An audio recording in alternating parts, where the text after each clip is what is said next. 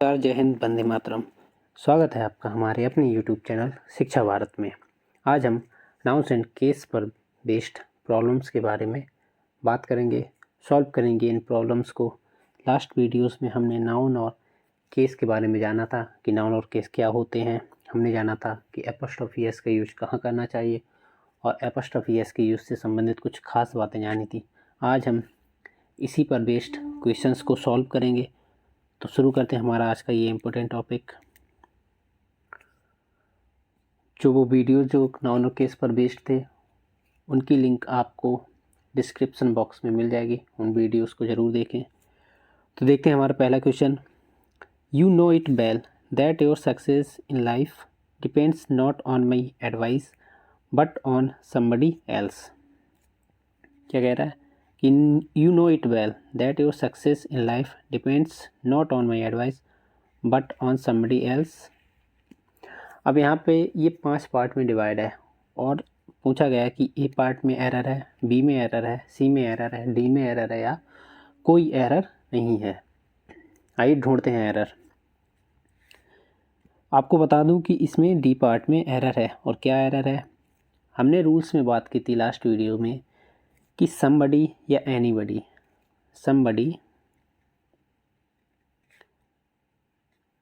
या एनीबडी, इनके बाद अगर एल्स का यूज होता है, इनके बाद अगर एल्स का यूज होता है तो जो एपोस्ट्रोफी एस का यूज होगा ये किसके साथ होगा? ये एल्स के साथ होगा। किसके साथ होगा? ये एल्स के साथ होगा। तो यहाँ पर जो बट ऑन समबडी एल्स लिखा है यहाँ पर क्या हो जाएगा? समबडी एल्सिस, क्योंकि हमारा रूल कहता है कि समबडी और एनीबडी के बाद अगर एल्स का यूज हो रहा है तो जो एपोस्ट्रोफी एस का यूज है ये हम एल्स के साथ करेंगे। आगे बढ़ते हैं, देखते हैं अगला question. He informed me that he had gone to one of the minister's residences and stayed there all night. 4 part में डिवाइड किया है और पूछा है कि किस पार्ट में एरर है। ए पार्ट में एरर है, बी में एरर है, सी में एरर है या डी में एरर है या कोई एरर नहीं है। तो बता दूं आपको कि इसके सी पार्ट में एरर है। क्या एरर है ये जान लेते हैं कि जब दो नाउन्स का यूज किसी सेंटेंस में लगातार हो रहा हो। अब दो नाउन्स कौन है इसमें? एक मिनिस्टर हो गया, दूसरा हो गया रेजिडेंस। एक मिनिस्टर हो गया, दूसरा हो गया रेजिडेंस। ठीक है।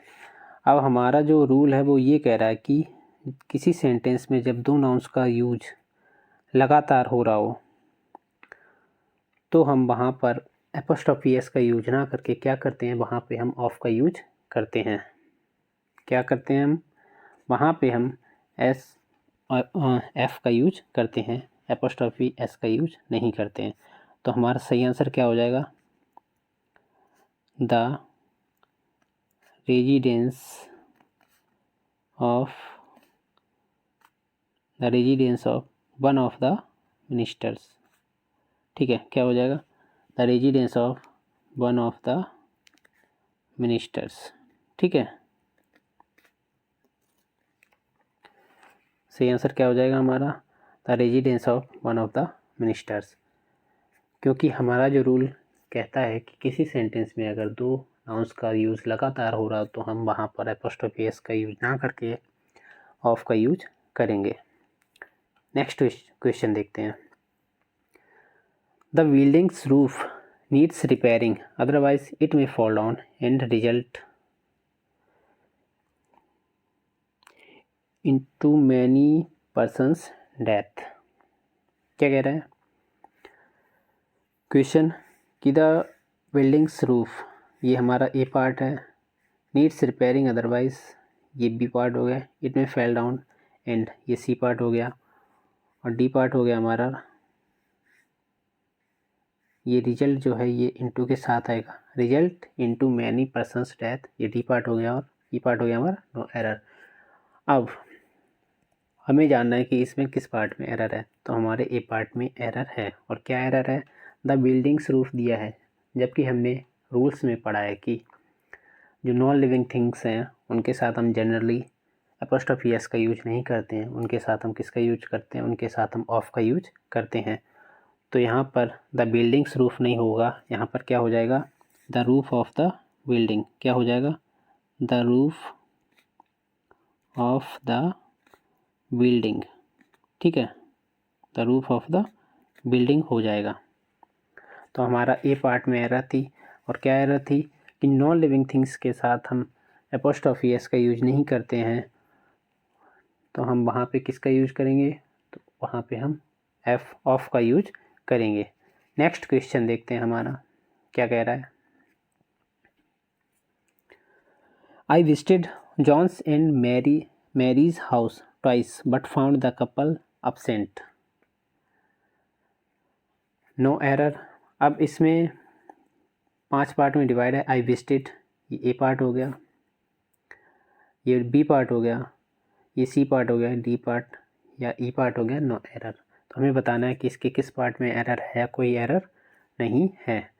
तो जैसा कि हमने रूल्स में पढ़ा था, क्या पढ़ा था कि यहाँ पर ये बता रहे हैं John's and Mary's house, John's and Mary's house. तो ये एक तरीके से इन्हें क्या कह रहे हैं कि जॉन्स यानी कि जो जॉन का घर है ये अलग है, जॉन्स हाउस अगर इसे हम तोड़ें दो पार्ट में तो क्या निकलेगा इसका मीनिंग, इसका मीनिंग निकलेगा John's house and Mary's house. यानी का जो घर है वो जॉन का अलग है और मैरी का अलग है, यानी 2 घरों की बात हो रही है। लेकिन यहीं पर इन्होंने सेंटेंस में ऐड कर दिया कपल। भाई अगर वो कपल है, पति पत्नी है, तो उनके घर अलग थोड़ी ना होंगे, उनका एक ही घर होगा, ठीक है। तो हमारे बी पार्ट में एरर है। क्या होगा हमारा जो रूल कहता है कि जो एपोस्ट्रोफी एस का यूज सिंगुलर नाउन के लिए लास्ट वाले वर्ड पे करें। क्या कह रहा है हमारा रूल, हमारा रूल कहता है कि जब दो नाउन्स क्लोजली रिलेटेड हों। अब यहाँ पे ये क्लोजली रिलेटेड है, ये क्या है, पति पत्नी है। तो क्या होता है, जो लास्ट नाउन होता है, यानी कि जो लास्ट नाउन है यहाँ पे क्या है, मैरी है, तो इसके साथ हम क्या करेंगे, इसके साथ हम एपोस्ट्रोफी एस का यूज करेंगे। यानी जो हमारा सही कहने का मतलब क्या होगा, John and Mary's house, John and Mary's house, यानी जॉन और मैरी का घर, जॉन और मैरी का घर। इसे एक तरीके से और समझ सकते हैं, अगर हम एपोस्ट्रोफी एस का यूज दोनों नाउन्स के साथ करेंगे तो वह प्लूरल फॉर्म में होगा।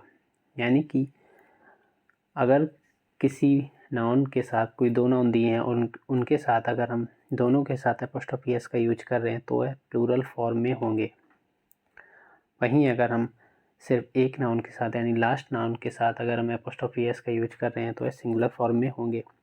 अब यहाँ पे जॉन और मैरी इनका एक ही घर है, यानी ये सिंगुलर फॉर्म में हो गया, यहाँ पे घर की बात हो रही है। तो यहाँ पे हम लास्ट नाउन यानी मैरी के साथ एपोस्ट्रोफी एस का यूज करेंगे। तो हमारा सही आंसर क्या हो जाएगा, हमारा सही आंसर हो जाएगा जॉन एंड मैरीज, ये हो जाएगा जॉन एंड मैरीज हाउस, ठीक है। तो सिर्फ मैरी के साथ एपोस्ट्रोफी एस का यूज होगा। नेक्स्ट देखते हैं कि a tons weight is too heavy for anyone to carry on his head. अब इसमें पूछा गया है कि इसके किस पार्ट में एरर है। A tons weight A part, is too heavy for B part, या एनीवन टू सी पार्ट, या carry on his head D part, या नो एरर। तो देखते हैं इसके किस पार्ट में एरर है। हमने जो नाउन इन केस का पहला वीडियो था उसमें बात की थी कि वजन बताने वाले शब्द, यानी जो वर्ड्स वेट बताते हैं, वजन बताते हैं, और उनके बाद और वजन बताने वाले शब्द कौन हो गए, जैसे टन हो गया, ग्राम हो गया, किलोग्राम हो गया। ये क्या हुए, ये हो गए हमारे वजन बताने वाले शब्द, यानी वेट बताने वाले शब्द। अगर इनके बाद यानी जो ये वर्ड है इनके बाद अगर वेट का यूज होता है, जैसे यहाँ पे अगर हम लगा दें टन वेट, ठीक है, टन वेट लगा दिया हमने, यहाँ पे ग्राम वेट लगा दिया, यहाँ पे किलोग्राम वेट लगा दिया, तो क्या है, तो हम जो ये टन है या जो किलोग्राम हो गया या ये जो ग्राम हो गया, इनके साथ हम एपोस्ट्रोफी एस का यूज करेंगे। तो क्या कहता है हमारा रूल कि जैसे वजन बताने वाले जो शब्द हैं, जैसे टन हो गया, ग्राम हो गया, किलोग्राम हो गया, इनके बाद अगर वेट का यूज होता है तो हम जो वजन बताने वाले शब्द हैं इनके साथ एपोस्ट्रोफी एस का यूज करते हैं। तो यहाँ पे जैसे हम देख रहे हैं, ये वजन बताने वाला शब्द हो गया टन, इसके बाद वेट का यूज हो रहा है, तो जो टन के साथ है हम एपोस्ट्रोफी एस का यूज करेंगे, यानी जो हमारा ये सेंटेंस है इसके किसी पार्ट में एरर नहीं है, यानी कि ये सेंटेंस करेक्ट है। A tons weight is too heavy for anyone to carry on his head, ये सही है हमारा सेंटेंस। नेक्स्ट देखते हैं, I stopped his going out late at night because the situation in the town was very tense. देखते हैं कि इसमें किस पार्ट में एरर है। यहाँ पे जो ये वॉज है, वॉज वेरी यहाँ पे आएगा, ठीक है। आई स्टॉप्ड, ये ए पार्ट हो गया, ये बी पार्ट हो गया हमारा, ये सी पार्ट हो गया, और ये डी पार्ट हो गया, और ये ई पार्ट हो गया। No error. देखते हैं हमारा सही आंसर क्या होगा। I stopped his going out late night because the situation in the town was very tense.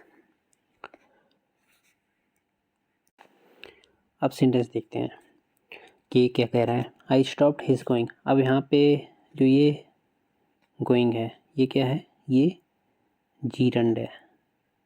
ये क्या है, ये जीरंड। जीरंड के बारे में लास्ट वीडियो में आपको बताया है। जीरंड की जो क्लास हुई थी हमारी, उसकी लिंक आपको डिस्क्रिप्शन बॉक्स में मिल जाएगी, देखिए वीडियो, बहुत अच्छे से समझाया है उसमें। तो हमने बताया था कि जीरंड से पहले जो क्या है पजेसिव केस का यूज होगा, तो यहाँ पे हो भी रहा है। यहाँ पे जैसे ही, हिज, हिम या ही, हर होता है, हर्ष होता है, ठीक है। तो यहाँ पे हिज का यूज हो रहा है, ये पजेसिव फॉर्म है, यानी कि जीरंड से पहले किसका यूज होता है, पजेसिव फॉर्म का यूज होता है, और यहाँ पे हो भी रहा है। तो ये हमारा सेंटेंस क्या है, ये भी करेक्ट हो जाएगा। नेक्स्ट देखते हैं, America's problems are however not so serious as awful as India, ठीक है।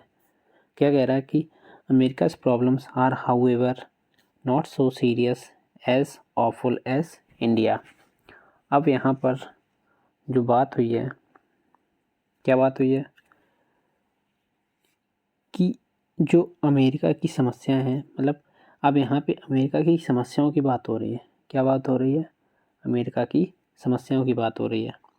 पहले एरर बता देते हैं कि किस पार्ट में एरर है। तो हमारे जो डी पार्ट है इसमें एरर है, एज ऑफुल एज इंडिया। अब यहाँ पे एक तरफ अमेरिका की प्रॉब्लम्स की बात हो रही है, और दूसरी तरफ हमने बात की है किसकी, दूसरी तरफ हमने बात की है इंडिया की। किसकी बात की हमने, दूसरी तरफ इंडिया की बात की। भाई जब एक तरफ प्रॉब्लम्स की बात हो रही है तो जैसे यहाँ पर अमेरिका की समस्याओं की बात हो रही है, और दूसरी तरफ हमने हमें इंडिया की बात कर दी। जब कंपैरिजन होता है तो किसी एक देश की समस्या है तो फिर दूसरे देश की समस्या से कंपैरिजन होगा, ना कि एक देश की समस्या के अब दूसरे देश से कंपैरिजन हो जाएगा, ऐसा तो होगा नहीं। तो यहाँ पे क्या हो जाएगा, यहाँ पे हम जो as awful as India's problem करेंगे, ना कि इंडिया होगा। तो हमारे डी पार्ट में क्या एरर है, यहाँ पे इंडिया ना होके क्या होगा, इंडियाज़ प्रॉब्लम, क्योंकि जो कंपैरिजन हो रहा है वह अमेरिका की समस्याओं का भारत से नहीं है, बल्कि अमेरिका की समस्याओं का भारत की समस्याओं से है। बात समझिए आप कि क्या है कंपैरिजन, कि अमेरिका में जो समस्याएं वो इतनी सीरियस नहीं है जितनी भारत की समस्याएं हैं। तो जो कंपैरिजन हो रहा है कि भारत की समस्याओं से हो रहा है, ना कि भारत से हो रहा है, इसलिए यहाँ पे हम इंडिया की जगह इंडियाज़ प्रॉब्लम्स यूज़ करेंगे। आगे बढ़ते हैं, देखते हैं अगला क्वेश्चन कि he did not approve of his son raising stupid questions and thereby waxing the teacher. यहाँ पे जो वैक्सिंग हुआ ये टीचर के साथ यूज होगा, इसका थोड़ी एरर होगी टाइपिंग में। देखते हैं, ही did not approve, A part में एरर है या बी पार्ट में एरर है, सी पार्ट में एरर है, डी पार्ट में एरर है या कोई एरर नहीं है। अब हमने बात की थी, और क्या बात की थी कि जीरंड से पहले पजेसिव केस का यूज होता है, यानी जीरंड से पहले किसका यूज होता है, पजेसिव फॉर्म का यूज होता है। तो यहाँ पे जीरंड देखते हैं, जीरंड क्या है, रेजिंग। जीरंड क्या है, raising.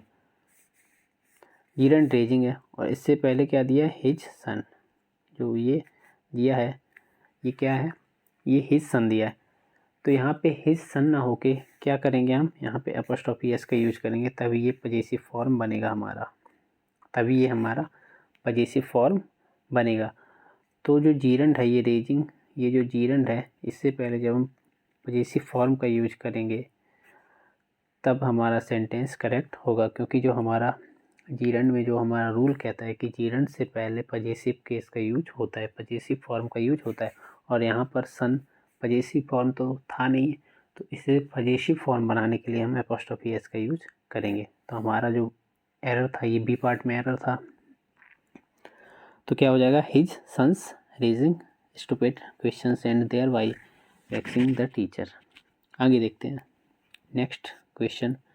Your tone of speaking as well as your friends is really extremely sarcastic, yet we never take it seriously। देखते हैं किस पार्ट में एरर है।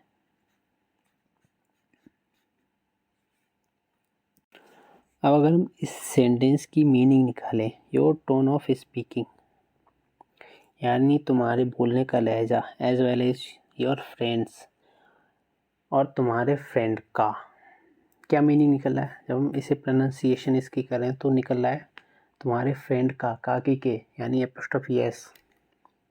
तो यहाँ पे जो एरर होगा ये हमारे बी पार्ट में एरर होगा। यहाँ पे हम फ्रेंड्स के साथ एपोस्ट्रोफी का यूज करेंगे।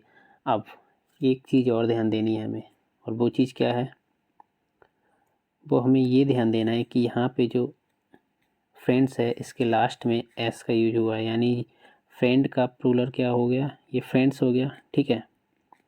अब हमने लास्ट वीडियो में बात की थी कि लास्ट वीडियो में क्या बात की थी कि जो प्लूरल नाउन्स,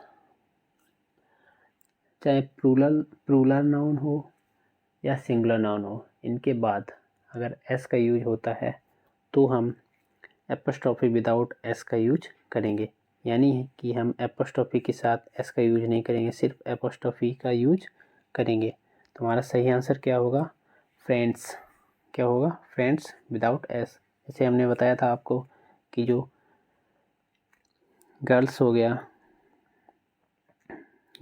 अब इसके लास्ट में एस है, तो यहाँ पे हम सिर्फ एपोस्ट्रोफी का यूज करेंगे, यहाँ पे हम एस यूज़ नहीं करेंगे। जैसे यहाँ पे कालिदास हो गया, कालिदास सिंगुलर वर्ड है लेकिन लास्ट में एस का यूज हो गया, तो हम सिर्फ एपोस्ट्रोफी का यूज करेंगे, एस का यूज नहीं करेंगे। तो हमारा सही आंसर क्या हो जाएगा, फ्रेंड्स विदाउट एस। यहाँ पे सिर्फ हम एपोस्ट्रोफी का यूज करेंगे। आगे देखते हैं, नेक्स्ट क्वेश्चन देखते हैं। The finance minister posts of improving the economic condition of countries. क्या कह रहा हमारा क्वेश्चन कि the finance minister बोस्ट्स the improving the economic condition of countries. Error देखना हमें कि किस पार्ट में एरर है, ठीक है। देखते हैं। अब आप यहाँ पे देख रहे होंगे जो इसका सी पार्ट है, ठीक है, यहाँ पे यूज हुआ था इकोनॉमिक कंडीशन ऑफ कंट्री। अब क्या है, कंट्री क्या है, कंट्री कोई लिविंग थिंग तो है नहीं, ठीक है, कंट्री कोई लिविंग थिंग तो है नहीं। तो यहाँ पे ऑफ का भी यूज कर, और हमने बात की थी कि नॉन लिविंग थिंग्स के साथ जनरली हम ऑफ का यूज करते हैं, तो यहाँ पे ऑफ का तो यूज हो ही गया है, और फिर उसके बाद यहाँ पे एपोस्ट्रोफी एस का भी यूज हो गया, जो कि गलत एक्सप्रेशन दे रहा है। तो हम यहाँ पे कंट्रीज़ ना करके सिर्फ क्या लिखेंगे, सिर्फ हम लिखेंगे यहाँ पे कंट्री, सिर्फ हम क्या लिखेंगे, country.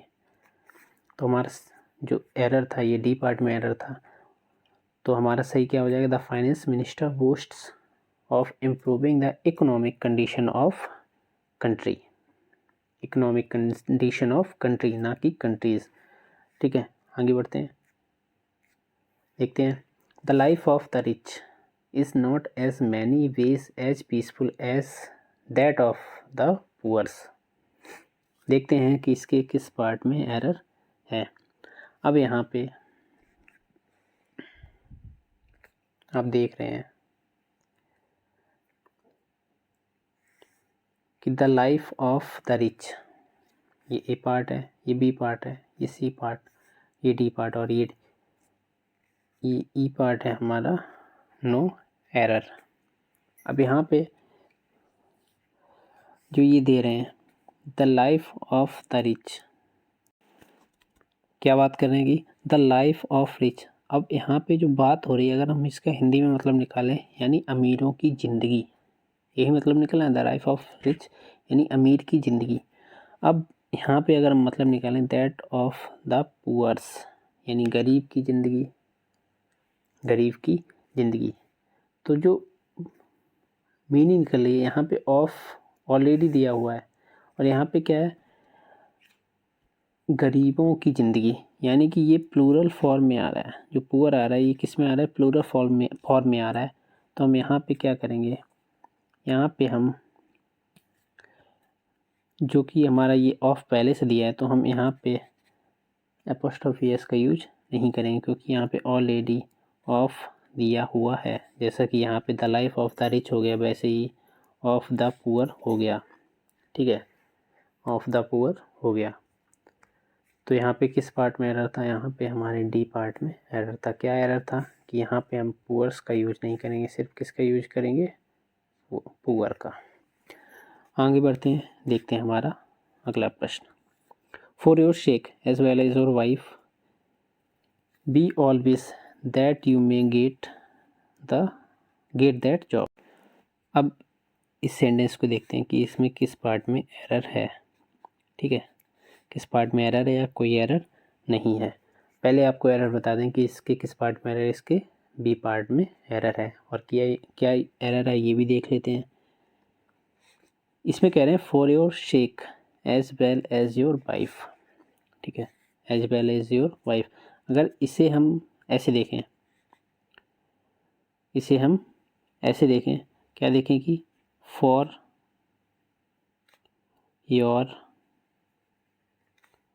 Wife, for your wife's sake, कैसे देखें, फॉर योर वाइफ्स शेक, यानी कि यहाँ पे जो वाइफ यूज हुआ है, यहाँ पे वाइफ यूज ना हो के क्या यूज होगा, यहाँ पे वाइफ्स यूज होगा, यहाँ पे पजेसिव फॉर्म का यूज होगा। वाइफ के लिए किसका यूज होगा, वाइफ के लिए यहाँ पे पजेसिव फॉर्म का यूज होगा। क्यों यूज होगा, क्योंकि योर शेक के साथ, जैसे योर शेक के साथ अगर कोई नाउन आता है तो उसके साथ हम पजेसिव फॉर्म का यूज करते हैं। आगे बढ़ते हैं, देखते हैं next question. The expert Mason reported to the owner of the hotel that there was no question of the walls falling down.